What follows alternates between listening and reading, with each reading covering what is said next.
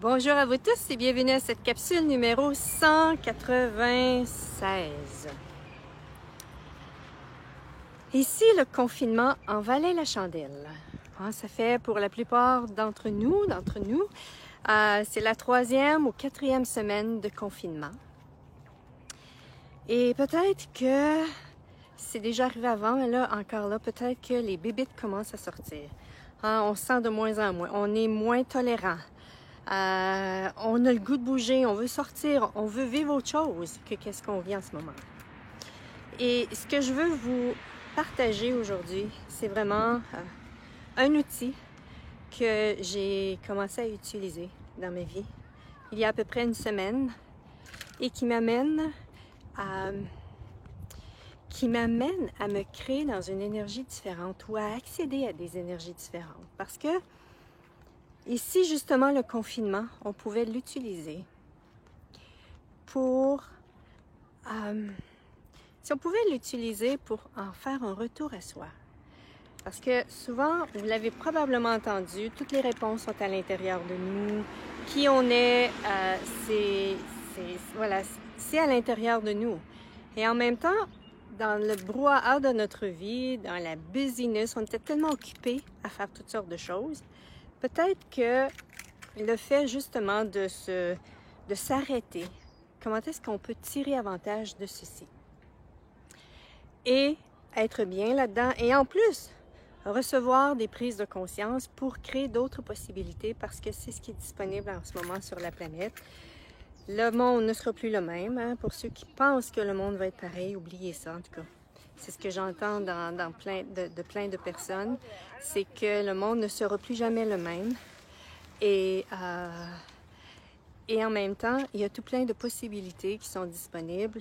Et si justement, il était possible pour nous de s'ouvrir à ces possibilités-là pour en arriver à se créer une vie qui ressemble plus à qui on est vraiment. Parce que la plupart des gens dans leur vie, c'était plutôt, est-ce que votre vie ressemblait à ce que vous désiriez? Est-ce que votre vie ressemblait à ce que vous savez possible? Et si justement ce temps de confinement-là pouvait être un temps où est-ce que vous utilisez ces moments-là pour justement vous ouvrir à recevoir ceci de vous. Et comment faire ceci? C'est simple. En tout cas, moi, ce que j'ai commencé, c'est un exercice que j'ai commencé. C'est de regarder une bougie. Simpliste, vous allez me dire, mais en même temps, très efficace pour nous calmer et de deux, changer l'énergie intérieure et pour nous aider à recevoir tout plein de prises de conscience. Comme je disais, ça fait une semaine à peu près que je fais ceci à tous les jours et ça m'apporte une grande paix. Si vous voulez avoir la paix, si vous êtes tanné d'être dans l'énergie que vous êtes en ce moment, de vivre des émotions, et ça va aider. Et ça, j'avais appris ceci à travers l'histoire c'est dans un livre, j'ai lu ceci, et c'est une histoire qui est vraie. C'est le livre La fabuleuse histoire de Henry Sugar. Et cet homme, Henry Sugar, était un homme qui vient d'un parent riche. Son père était riche, il était riche, mais il n'était pas nécessairement le plus vertueux qui soit, c'est-à-dire il n'était pas nécessairement la personne, il était plutôt la personne qui tirait avantage de toute situation. Pour lui, c'était toujours de gagner, mais c'était toujours au désavantage des autres. Puis à un moment donné, il est chez ses amis et il joue, et ses amis sont tous comme lui. Il joue aux cartes, il joue au poker, comme de raison, pour faire de l'argent. Et le jeu consiste à avoir 4 personnes et lui est la 5e personne. Donc, il part et il va dans la bibliothèque de son ami et il voit un livre qui l'intéresse, qui est l'histoire d'un homme qui peut voir sans ses yeux. C'est que ça a vraiment attisé son attention. Il commence à lire le livre et c'est vraiment l'histoire de l'homme qui explique tout ce qu'il a pu faire pour être capable de voir, même s'il a les yeux bandés par toutes sortes, par une épaisseur, il peut tout voir ce qui est autour de lui. Il n'a pas besoin de ses yeux pour voir les choses. Donc, Henry Sugar, dans sa façon de penser, se dit, Haha! Et si j'utilisais ceci, moi aussi, pour justement aller au casino et puis voir à travers les cartes, parce qu'il pouvait voir à travers ce qui était en place. Et il a lu, en tout cas le livre, ce qui consistait entre autres, la dernière étape était de regarder une chandelle, une bougie, et de regarder cette bougie à peu près à 16 pouces en avant de nous à la hauteur des yeux, ou 37-38 cm, et de focuser, de se concentrer avec, ça peut être une personne dans votre tête, et c'est ainsi qu'il a commencé à se pratiquer. Il a commencé à se pratiquer et ça lui a pris, et il a commencé à aimer ça parce que c'était vraiment son but pour lui de faire tout plein d'argent de façon facile. Et c'était devenu son but. Donc, il en faisait à tous les jours et il a même arrêté d'aller voir ses amis pour pouvoir se concentrer là-dessus. Et lui, ça lui a pris 3 ans à être capable de pouvoir voir à travers les cartes, prendre 4 secondes pour voir chacune des cartes qu'il avait en avant de lui, de jeu de cartes. Mais ce qu'il ne s'est pas rendu compte, c'est que lorsqu'il regardait la chandelle, la bougie, il se purifiait intérieurement. C'est-à-dire qu'il est devenu de plus en plus qui il était vraiment. Et donc, il est retourné au casino. Et à ce moment-là, il a vu les gens avec qui il avait l'habitude d'être, parce qu'il n'était plus en contact avec eux, et il les a trouvés vulgaires. C'est-à-dire que pour lui, avant, quand il était parmi eux, il ne pouvait pas voir ceci, il ne pouvait pas prendre conscience de ceci. Mais là, il a pris conscience que, waouh, ces gens-là sont différents. Il avait changé, il s'était changé. Et la première fois qu'il est allé, il a gagné plus de 6000 pounds, livres. Et il est arrivé chez lui, et la joie qu'il croyait recevoir à avoir cet argent de plus, c'était comme, ben là, il n'y a rien qui est là. Et ce qu'il a fait à ce moment-là, c'était, il est allé sur son balcon, il a jeté l'argent par-dessus bord à tout le monde. Et à ce moment-là, un policier est entré chez lui, il a dit, monsieur, faites pas ça, là. Il dit, c'est parce que vous créez la cohue dans les rues. Et à ce moment-là, il lui a dit, pourquoi, au lieu de lancer votre argent comme ça, vous ne l'envoyez pas, vous ne l'utilisez pas pour créer des orphelinats, pour la donner aux orphelinats. Et c'est ce que Henry Sugar a décidé de faire. C'est-à-dire qu'il a décidé d'aller dans les casinos, de se promener de casino en casino.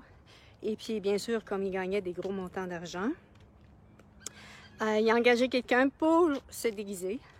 Et ce que je vous dis là, c'est une histoire vraie. Et parce que, bien sûr, de casino en casino, il se parle. Et il avait à son actif, je crois, plus de 11 orphelinats à travers dans les pays sous-développés, là où est-ce que c'était requis. Là où je veux en venir, c'est vraiment, et il semble, dans le livre, on dit qu'il est décédé. Et là où est-ce que je veux en venir, c'est que désirez-vous une vie plus grande, une vie qui correspond à ce que vous êtes vraiment? Et ça, ici, justement, cette bougie-là, l'exercice de la bougie, vous permettait de prendre conscience de qui vous êtes vraiment. Hein? Vous permettait de vous ouvrir, de recevoir qui vous êtes vraiment. Hein? Et c'est pas quelque chose qui est difficile à faire. Au début, ça peut être un peu difficile. Je suis rendue à 1h30 par jour. Et la 3e journée, je faisais 1h30, tellement que c'était quelque chose pour moi qui était « wow ». Ça me fait tellement de bien. Et pour moi, ça faisait des mois que mon corps me demandait d'arrêter. Arrête! Mais j'étais toujours dans le « go, go, go, go, go, go ». Et là, c'était lors d'une session d'hypnothérapie où est-ce que je posais des questions à l'être infini que je suis. J'ai reçu la prise de conscience de regarder la chandelle, de regarder une bougie, de faire l'exercice. Et quand je vais atteindre, je vais m'ouvrir, pas atteindre, je vais m'ouvrir à l'être que je suis, à ce moment-là, ma vie va s'ouvrir. Il y a quelque chose qui va ouvrir dans ma vie. Et ça, vous savez, si vous voulez que votre vie change, une chose qui est requise, c'est que vous changiez votre énergie, que vous changiez votre façon, votre l'énergie à partir de laquelle vous fonctionnez, l'énergie à partir de laquelle vous vous ouvrez à vous-même.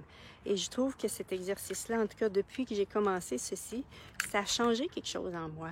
Je communiquais avec une personne et nos conversations ont commencé à changer. C'était, comment je dirais, plus vrai. Des communications qui étaient plus vraies. On parlait des vraies choses.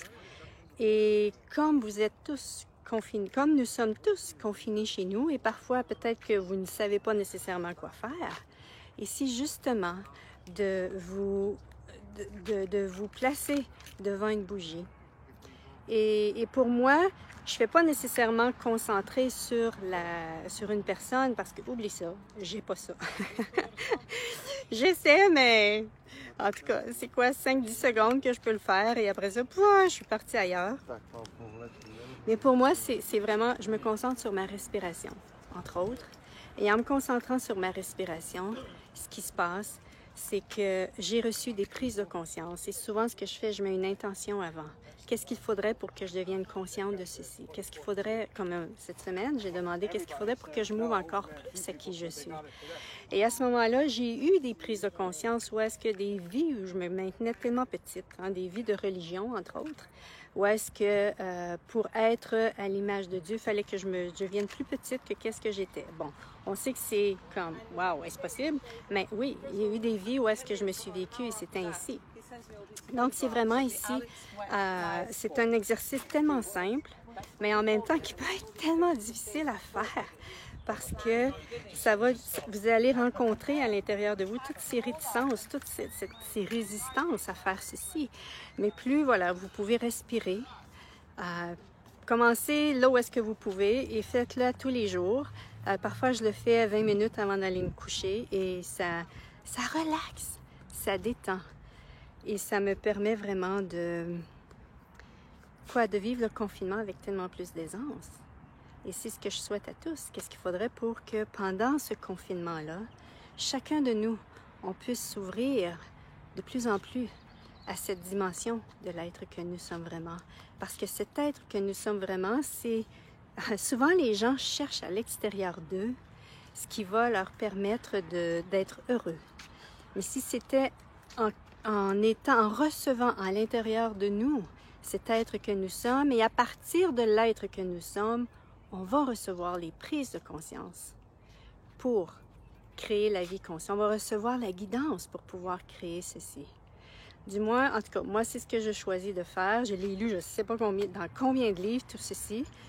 De s'ouvrir à soi et en s'ouvrant à soi, à l'être que nous sommes, ça fait en sorte que... Ok, quelqu'un m'écrit. Edith, grosse question. Comment penses-tu que l'on peut aider ces personnes qui sont complètement fermées à cet état d'esprit, qui sont dans la souffrance et la peur du COVID? Hey! Est-ce que ces personnes-là sont prêtes à recevoir? C'est ça. Parfois, on veut tellement plus que les gens à ce niveau-là, Alicia. Et c'est ce que... Oh, j'ai perdu, il y avait quelqu'un d'autre qui avait écrit quelque chose. Voilà, c'est que on veut tellement plus que les gens habituellement. On veut tellement plus pour leur bien que eux. Et si c'était de leur permettre de vivre ce qu'ils vivent jusqu'à ce qu'ils atteignent le fond. Combien de fois dans notre propre vie, on a eu à souffrir, mais à souffrir d'une telle... Je me souviens à un moment donné, d'un tel niveau de souffrance, je me souviens à un moment donné, je m'étais dit, moi, mais est-ce possible que la vie, ce soit autre chose que cette souffrance-là? Et à ce moment-là, quelque chose en moi s'est ouvert. Et je suis allée en thérapie, c'est là que ça a commencé pour moi dans ma vie. Mais j'ai eu besoin de me vivre jusqu'à un certain niveau de souffrance qui était intolérable pour moi pour que je puisse m'ouvrir à autre chose. Donc, ce que je t'invite, Alicia, c'est vraiment de poser des questions par rapport à ces personnes-là et de voir qu'est-ce qu'ils sont prêts à recevoir. Et peut-être qu'est-ce qu'ils sont prêts à recevoir, c'est juste d'être entendus, d'être écoutés, mais qui sont tellement ancrés dans leur façon de penser, qui sont tellement... Et quand je pense à certains épisodes de ma vie, où est-ce que j'étais tellement certaine qu'il y avait seulement que ceci comme réalité, ben j'ai pas pu le changer à ce moment-là. Et c'est vraiment de permettre aux gens, ici c'était de permettre aux gens d'être là où est-ce qu'ils sont et de faire toi pour toi ce qui est requis pour toi pendant cette période de confinement ou bien après. Et ça, c'est... et souvent, je ne sais pas si tu parles de ceci par rapport aux gens qui vivent avec toi, mais souvent, si c'est des gens qui vivent avec toi, c'est quand nous, on passe à l'action et nous, on va de l'avant, ça amène les gens à s'ouvrir à autre chose. Peut-être que oui, peut-être que non. On devient une invitation et c'est aux gens de choisir si oui ou non pour eux, de choisir pour eux. Donc oui, ça peut être très inconfortable si vous vivez en présence de gens qui ne sont pas nécessairement ouverts à ceci. Et en même temps, est-ce que c'est pour vous le moment de choisir d'agir différemment en relation avec vous-même? Hein? Si vous avez toujours été cette personne qui était là pour les autres, prendre soin de l'autre, ici c'était maintenant le temps de faire ce qui était requis pour vous à travers tout ceci. Hein? Voilà, c'est... et de permettre, pour moi c'est le mot magique, permettre. Permettre aux gens de vivre ce qu'ils vivent et de, si ça te dérange, d'aller voir en dedans de toi ce qui est là et de détruire et décréer tout ceci. De défaire ce qui est là en toi pour être dans cet espace où est-ce que toi aussi tu peux être dans l'aisance de leur permettre de vivre ce qu'ils vivent. Et c'est, en tout cas dans l'histoire du livre de Ho'oponopono, de ce psychiatre, je crois, hawaïen, je ne sais pas si c'est hawaïen, de ce psychiatre qui disait que lorsque lui, il consultait les dossiers de ses patients, il ne les voyait même pas. Il faisait seulement consulter les dossiers des patients. Ah, c'est peut-être ce que tu peux faire aussi, Alicia. C'est il lisait le contenu du dossier et ce que ça éveillait en lui, il le dégageait avec la formule Ho'oponopono. Donc, est-ce que c'est ça pour toi ici? Est-ce que ça t'aiderait toi également? Est-ce que ça contribuerait à ta vie? Et en même temps, ce que je vous invite à faire, qu'est-ce que vous pouvez créer ici de plus grandes possibilités dans votre propre vie? Hein, souvent, on a l'impression qu'il faut aider ces gens-là, qu'il faut régler ceci pour qu'on se sente bien. Mais si c'était ici de s'ouvrir à « Wow, qu'est-ce qui créerait de la joie pour moi aujourd'hui? » Qu'est-ce qui ferait en sorte que moi, je pourrais créer dans ma vie qui m'amènerait à m'ouvrir à une plus grande dimension de moi-même que celle de vouloir essayer de changer l'autre ou celle d'aider une autre personne. Quand l'autre personne, souvent, les gens ne sont pas prêts à recevoir ce qu'on veut leur offrir. Donc, c'est ce que... merci pour ta question, Alicia. Et peut-être que ça va en aider d'autres aussi parce que, j'en conviens, moi, j'ai la chance d'habiter seule. Et même parfois avec moi-même, c'est comme pas évident, mais j'imagine avec d'autres personnes, ça peut être autre chose aussi, ça peut être d'autres défis, mais en même temps, puis on a tendance, il y a beaucoup de vent ici, je vais tenter de me retourner, et on a tendance également à vouloir changer l'autre, ou à croire que c'est en changeant l'autre qu'on va être mieux. Bon, c'est une façon de faire, mais en même temps, et si on pouvait nous changer, c'est-à-dire pas aller dans l'erreur de soi, ni se blâmer, qui vaut se changer, mais c'est de prendre conscience, waouh, est-ce que moi je peux me vivre dans une énergie différente? Est-ce que moi je peux choisir? Parce qu'on peut choisir. On peut choisir, c'est vraiment une des plus grandes puissances que nous sommes, que nous avons, c'est de choisir. Et dans quelle énergie je veux me choisir? Je veux choisir de me vivre aujourd'hui. Ça, c'est une question. Et qu'est-ce qui est requis ici pour moi d'être et de faire pour justement vivre cette énergie-là pendant la journée? Même si c'est 5 minutes par jour. Hey, c'est ça. Vous vibrez à autre chose. Et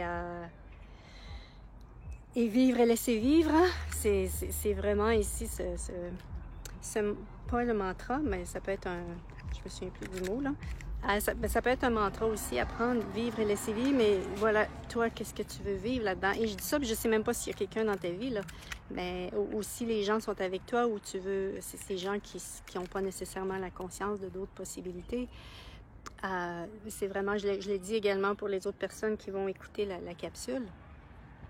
Donc, il y a d'autres possibilités, et si pour s'ouvrir à d'autres possibilités, il fallait s'ouvrir à recevoir ceci. Et je trouve que l'exercice de la bougie, de la chandelle, c'est vraiment un excellent moyen pour s'ouvrir à recevoir des énergies, des prises de conscience, des guidances différentes. En ce temps de confinement, on a le temps! On n'a plus l'excuse qu'on n'a pas le temps. On a le temps. Allez-vous la choisir. Bye bye tout le monde et à la prochaine.